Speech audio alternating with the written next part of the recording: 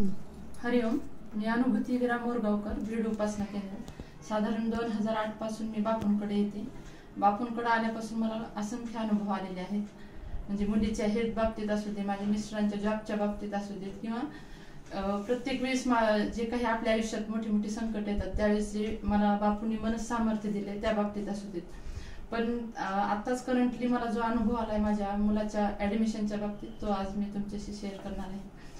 माझ्या मुलाला CET परीक्षेत आमच्या सर्वांच्या अपेक्षेपेक्षा खूप कमी मार्क्स मिळाले. मी बापूंना म्हटलं की बापू असं कसं काय शक्य आहे, म्हणजे मला तर कल्पनाच नव्हती की इतके कमी मार्क्स पडतील आणि त्याचं आता ऍडमिशन होईल का, कुठं होईल, कसं होईल, मला काही समजत नाही. माझं काही त्या क्षेत्रातला अभ्यास नाहीये आणि तेच विचार होते, रात्रंदिवस तेच होतं की डोक्यात आता ह्याला ऍडमिशन कुठून मिळून द्यायचं. पण आता मोठ्या कॉलेजेसमध्ये जरी प्रायव्हेट कॉलेजमध्ये करायचं झालं तर फीस खूप असते तिथं.